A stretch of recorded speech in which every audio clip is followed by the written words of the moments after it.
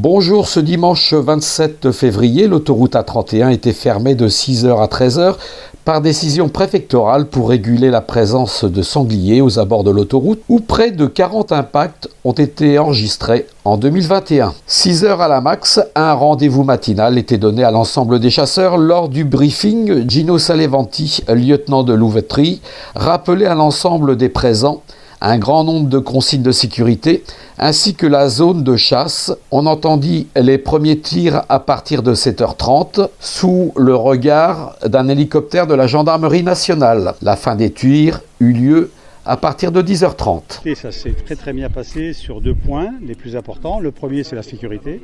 Tout s'est déroulé parfaitement. Nous avions donc 190 chasseurs, 50 traqueurs et 60 chiens. Tout s'est bien passé. Il y a quelques chiens qui se sont fait un peu taper par les sangliers, mais les blessures demeurent superficielles. De ce point-là, c'est parfait. L'autoroute a été remise en circulation très rapidement. Après, donc, au niveau résultat, il est très bon, voire excellent, puisque nous avons prélevé donc, entre Metz Nord et Metz Sud 90 animaux. Par contre, il y a quelques animaux qui ont la gale, notamment sur une zone de Metz Sud qui n'est pas chassée. Cela démontre qu'il y a donc un problème de surabondance et de non-mouvement des animaux. Voilà. Mais autrement, donc, c'est extraordinaire. Voilà, on a un très bon résultat et nous sommes très satisfaits. Et nous avons donc une surpopulation comme partout. Donc le sanglier, c'est un animal qui n'a pas de prédateurs. Donc déjà, il n'y a pas de régulation naturelle aussi pour les hivers.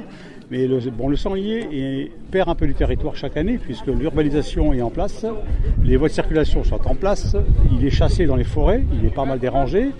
Donc il se déplace déjà pour prendre de la nourriture, mais dès qu'il trouve un endroit où il y a de la quiétude, il s'installe. Il s'installe et qu'est-ce qu'il recherche? C'est des roncières, des zones d'épines où personne ne va le déranger. Pas de promeneurs, pas de chiens, pas de vététistes. Alors en plus au bord de la 31, personne n'y va. Donc le sanglier est très opportuniste, très intelligent. Il s'installe. Il n'y a pas de régulation naturelle hivernale par les froids sur les jeunes animaux. Le seul prédateur c'est l'homme. Et donc au niveau climatique, c'est très agréable. Donc il développe, il a à manger, il est bien et ça développe. Le chasseur ne pouvant pas intervenir du fait de la sécurité pour l'autoroute, il prolifère et à un moment il a trop. Voilà. Et ça représente un grand danger. 40 impacts de voitures sur la 31, beaucoup de dégâts dans l'agriculture. Donc c'est une décision que nous avons toujours appuyée et qui est tout à fait fondée. La preuve, on a 90 animaux par terre. Voilà. C'est quoi la gale du sanglier et quelles conséquences? Les conséquences, c'est pour l'animal. Donc ça va mourir gentiment et puis c'est des espèces qui sont pas bien, qui sont malades. Donc voilà. C'est jamais bon. Les chevreuils en surlancivité prennent des diarrhées. Il y a des risques. Voilà, donc il y a des risques de pandémie et c'est pas bon pour les animaux. Il faut chaque territoire a en fait une capacité d'accueil des animaux. S'il y a beaucoup de nourriture et beaucoup d'espace, donc ça se passe bien Mais l'espace est de plus en plus restreint et il se cantonne et ça prolifère. Comme il n'est pas dérangé, il va pas loin. Il reste là.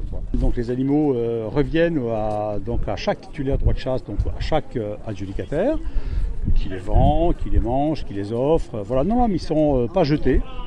Nous respectons la venaison, c'est un devoir du chasseur. Et même lors d'une battue concertée ou administrative, nous respectons les animaux prélevés. On n'a pas rendu les honneurs comme on le fait à la chasse parce qu'il y a vraiment beaucoup d'animaux, c'est compliqué. Mais les animaux sont mangés ou vendus, mais ils ne sont pas jetés, loin de là. On ne tire pas pour jeter les animaux.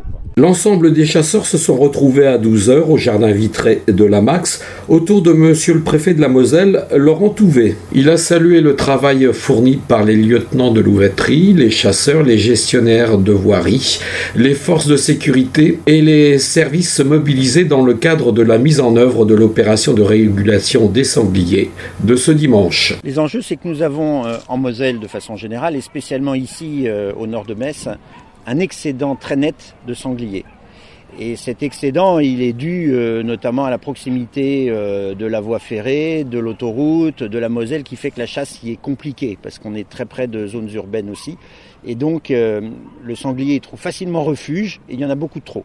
Ça cause des dégâts, au jardin, dans les villes avoisinantes, des dégâts sur la route, avec une quarantaine d'impacts de gibier sur des véhicules l'année dernière. Et puis, de manière générale, un excès d'une espèce vient écraser toutes les autres et nuire à la biodiversité. Donc il faut réguler davantage le sanglier qui est en excédent en Moselle. Une quarantaine d'accidents rien que pour l'année dernière. Mais il n'y a pas qu'un enjeu de sécurité routière, il y a aussi l'enjeu de préservation de la biodiversité qui est menacée par l'excès d'une espèce envahissante qui vient écraser les autres, à la fois végétales et animales. Pour pouvoir aller chasser en toute sécurité, parce que c'est aussi un aspect très important de la chasse, il a fallu fermer l'autoroute. C'est une opération donc qui a été prévue depuis plusieurs semaines et qui a mobilisé de très nombreux services, à la fois les chasseurs, les louvetiers, la gendarmerie, les maires, les gestionnaires de réseau.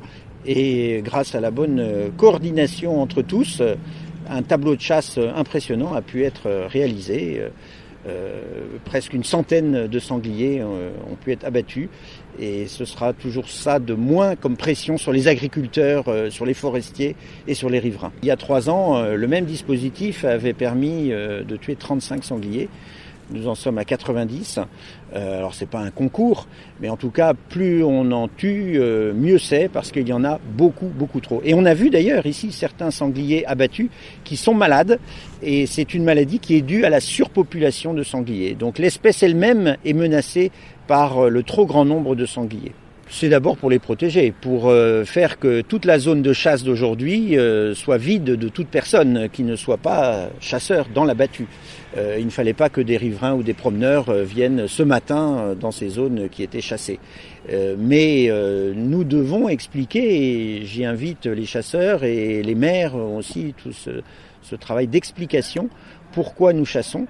Ça n'est pas pour le plaisir de détruire des animaux, mais c'est parce que l'excès d'une espèce envahissante vient nuire à toutes les autres et que nous devons donc assurer un meilleur équilibre entre toutes les espèces animales et végétales présentes ici. On ne m'a signalé aucun incident, même si parfois, lors de certaines chasses, pas ce matin, mais lors d'autres chasses, des personnes bravent l'interdit qui est matérialisé par des panneaux lorsque vous voyez chasse en cours, eh bien, changez d'itinéraire, allez vous promener un tout petit peu plus loin pour éviter de vous mettre en danger, car à la fois la chasse est nécessaire et elle doit s'accomplir en toute sécurité.